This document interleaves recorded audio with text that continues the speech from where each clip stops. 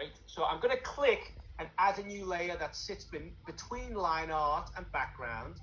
I'm going to call that one skin. And I'm going to choose a skin color, whatever really, skin color. And I'm going to flood the layer with that skin color. Now, if I turn line art off, you see that the skin color is there. If I turn line art on, it's hidden.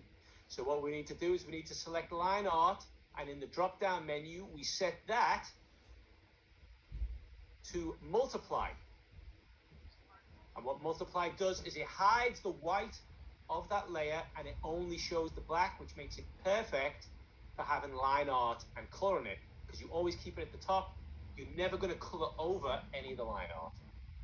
With that done, we set the line art layer to lock. So the line art layer is now locked at the top with the little padlock there.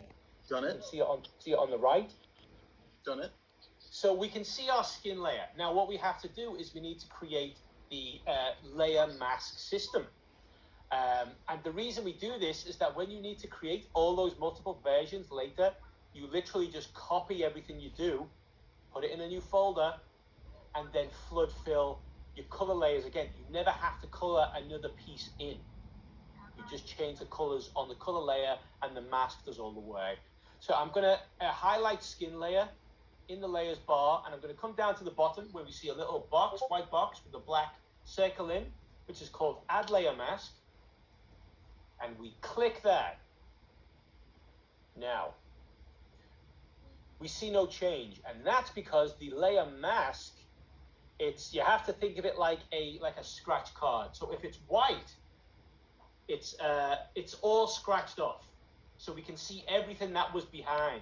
But if we change that to black by flooding the mask, make sure we've got the mask selected on the right, and we flood that black, it hides all of the color in the layer on the left. So it's like the covering is on there, and we have to scratch it off to show the color beneath. And obviously we do that in conjunction with what the layer is named, which is skin. So we would want to paint the layer white only where we see the skin, like so. And the thing to remember, the core rule, if I just undo that, the core rule for layer masks is that if the layer mask is black anywhere, it's hidden. You're hiding the color on the color layer. If the layer mask is white anywhere, then you are showing the color on the color layer. Like so.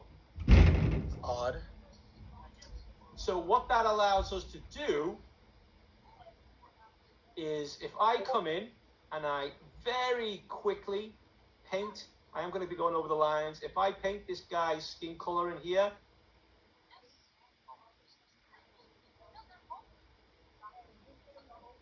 it's going to be a little rough, like I said, but we have the skin color painted there. If I want to change this for the 10 other characters that I need to color, obviously it's all going to be in a different folder, and you don't do it until the very end, which we'll talk about in the next class. But I literally just flood the skin with a different color. And I never need to repaint it. Something's wrong with the layer mask. It's not letting me draw. So you have to make sure, is the layer mask black? Yes. Select your paintbrush tool, make the brush white, and then paint to the layer mask. Selected the paintbrush, making it white. Yep. And nothing. Are you on the layer mask? Hold on. Give me.